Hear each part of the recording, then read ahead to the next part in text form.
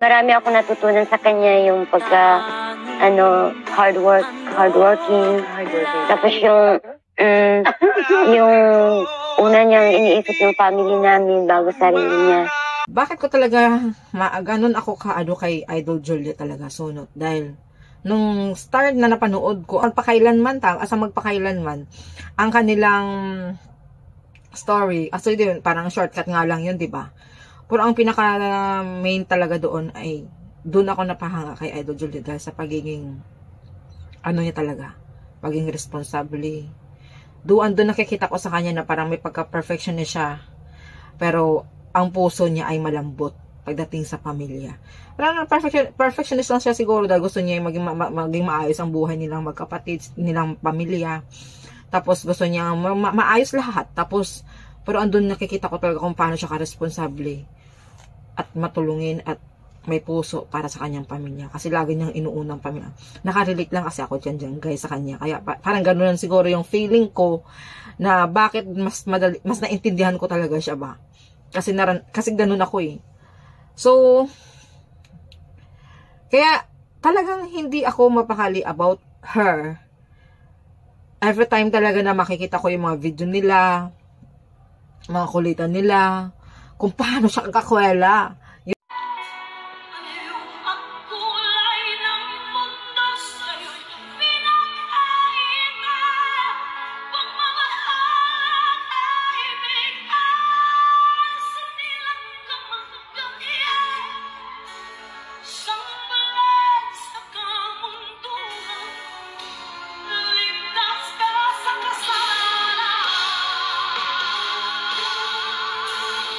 Talaga isa din ang pagiging makwela niya talaga, yun talagang lalo akong tawa talaga sa kanya ba. Kaya diba sabi ko nga, iba kasi nung time na andyan pa si Idol Mercy ay talagang iba kasi ngayon. Kaya ganun ang impact sa atin lahat na mga nag-idol sa kanya nung tayo nakita natin siya umiiyak sa pagkawala na ni Idol Mercy, dahil alam natin at nakikita natin kung gaano siya talaga kakwelang tao, masayahing tao. And then suddenly makita natin siyang ganun, na talagang ramdam mo yung naramdaman niya bilang isang ate. So yun guys, basta ako, awan ko lang, until hindi pa rin ako tapos eh.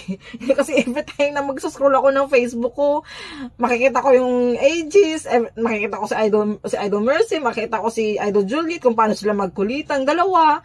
Tapos, paulit-ulit ako nanood, para hindi talaga ako nagsasawa. Siguro ganun din ang feeling yun, no? Na hindi talaga kayo nagsasawa. So, ganun ang feeling mo, guys, kasi sa daming banda na nagsikat-sikatan ako, no?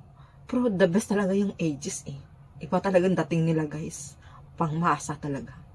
Yun ang the best, yun ang kanilang sekreto na nakuha nila talaga yung mga tao. The way pa sila magkanta, ramdam na ramdam mo talaga. Kaya ages talaga. Kung pwede lang manood ng concert ng ages, manood talaga ako ng concert ng ages live nun. Yun lang, sana one day, no, makapanood talaga tayo ng live one day. Kailan kaya? Diyos ko, nandito ako sa abroad. Anyway, sana makapunta kayo ng Hong Kong. Baka makapunta lang kayo ng Hong Kong! Diyos ko, hindi ako talagang hindi pupunta. Yan lang guys, maraming salamat sa lahat ng support na sa akin at sa lahat ng sumuporta kay Idol Juliet sa ages. Support natin talaga sila guys. Bye!